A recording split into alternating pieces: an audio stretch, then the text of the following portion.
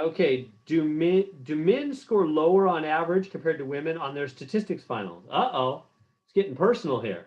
You know what my answer is? From my many years of teaching statistics and not only statistics but other math courses, yes, the men always do worse. Sorry, men, I want you to do better. I want you to do as good as the women, and I'm happy for the women. But yes, my experience has been the women are doing better and better and better, and the men are doing worse and worse and worse. I mean, I'm happy for the women. That's great. I want them to do well. I want them. I just want the men to do well also. So yes, my top students are almost always women, and not only top, but in general, the women. Now, there's always great exceptions. Some men doing great, but I don't know what's happening to the men sometimes. The women are doing great, but some of the men are falling off. So anyway, yes would be my answer by my experience. Final exam scores of 13 randomly selected male students and 11 randomly selected female students are shown below. So here we have the men's scores. Here we have the women's scores. So we randomly selected some groups. So you can tell this is data, huh? This is data. See how they're giving us data? We've done this before. So the very first thing you need to do is put this data, guess what, into L1 and put this data here into L2. So do that first. That's the first thing you do when they give you data. Remember how to do that? You hit the stat button and then you'll already be on the edit and then just hit enter. Just hit enter right there. I don't know what's going on with my pen. So hit enter and then go to your calculator at that point and clear L1. You know how to do that, right? Clear out L1 and put the data down L1 and put the data down L2. So that's the first thing to do. So do that. I'll do that on my calculator right now also. So clear L2, clear L1, put that data down there. Just like we've done many times before.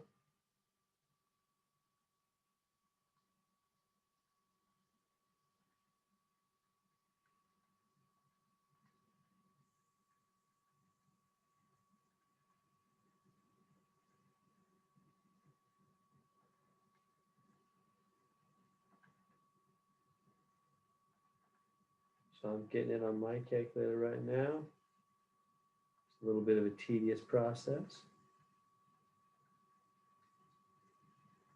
Careful not to miss any. You might want to cross them off as you go, or just be careful. All right. So I've got it on mine. Oh, good. And my pen's working again now. So over here. So stat, and then go to the top of L1, hit clear and enter, and then go to the top of L2 and hit clear and enter. So clear out L1 and L2, and then put the data down L1 and L2.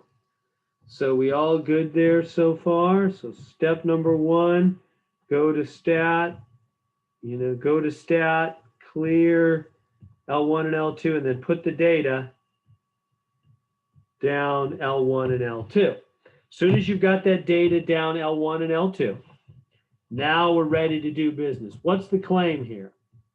The claim is men score lower. So the average for group one lower than group two. This will be men and this will be women. The men score lower.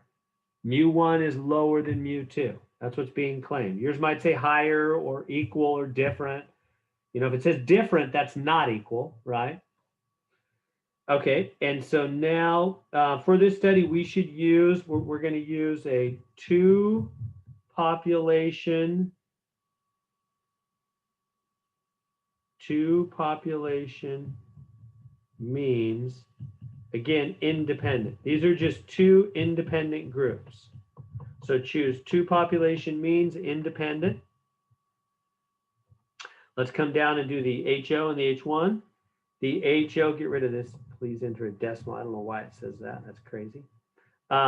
It should be mu1 equals mu2. HO is always equal.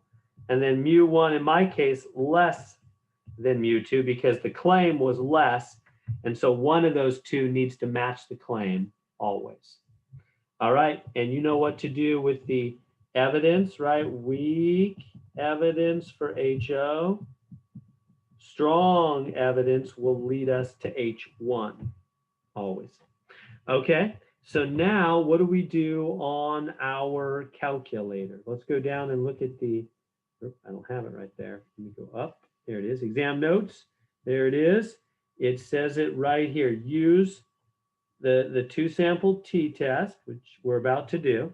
And it says if two independent lists of data are given, that's us, right? We have a list for men scores and women scores. Put them in L1 and L2, which we did. Then select data.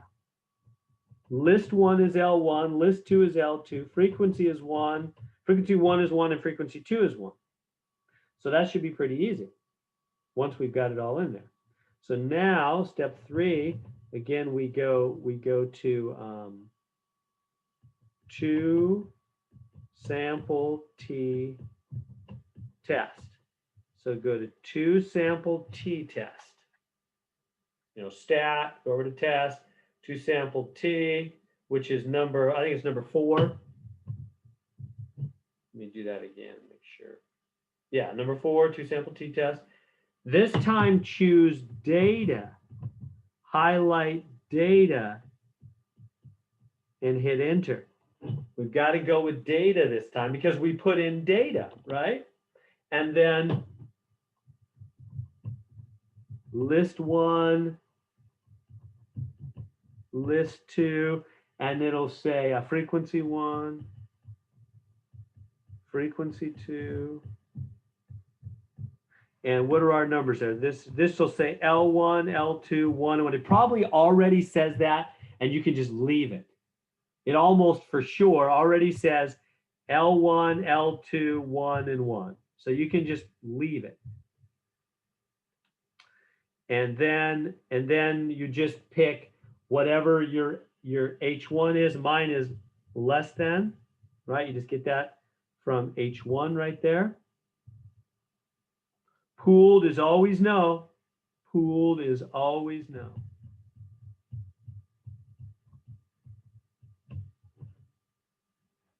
All right. And so, and then calculate.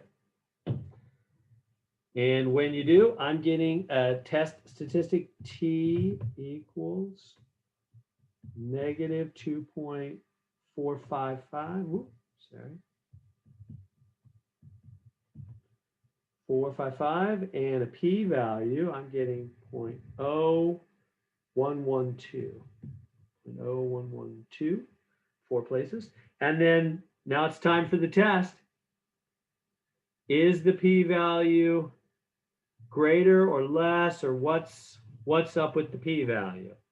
Well, the p-value, my p-value is 0.0112. What's the alpha level right there? 0.05, alpha is 0.05. So is my p-value greater or less? My p-value is less, isn't it? 0.1 is lower than 0.5. So my p is low. My p is low. So let's go over here and conclude that. So p is low. So the HO must go away. Right over here. My p is low, the HO must go away. So that means on part E, I'm going to reject the HO, reject the null hypothesis, right? HO is the null. That null means that 0, like null, like not null and void is nothing. Reject the null The P was low. If the P is low, so you want to say that to yourself a million times. If the P is low, the null must go. My P is low, the null must go. Go away. So, which means if the null is going away, we're rejecting the null, then we must be keeping H1. Right. So we keep H1. There it is. We cross out HO. We reject the null. We keep H1. There it is. Strong evidence. I keep H1. Strong evidence. So let's go down and finish up this problem. The results are insignificant? No way. We have strong evidence. So significant, significant, insignificant? No way. All right, it's one of those two. So there is sufficient. Yeah, that's right. Sufficient evidence to conclude that the population mean for men is less. Yep, less. Less. That's what that says. Less. The mean is, what did the other one say? That the mean final exam score for the 13 men? No, that's just the sample. We don't want, they're doing that trick again where they just say, just for the 13. We don't care just about those 13. We're trying to figure out, does this tell us that the average probably for all men taking statistics is lower? Yes, it does. This is strong evidence. This is strong evidence. This sample is so many people and so strong that it gives us strong evidence that probably this is true for all men across the nation taking statistics compared to women. The men are doing a little worse. The men are getting a lower average in general. Yes, there's sufficient evidence. I don't mean to be discouraging to men. I want men to do well. I'm just reporting the facts. Men, you can do well. Don't be discouraged by this. I'm just saying, I think the women have been working a little harder in most cases. So, so that's sufficient evidence that for the population, we don't want to mess with this 13 thing. That's just the sample. This is only the sample. We don't care about that. We care about the population of all people. So that's why we do statistical studies, to make a conclusion about everybody, not just our little sample.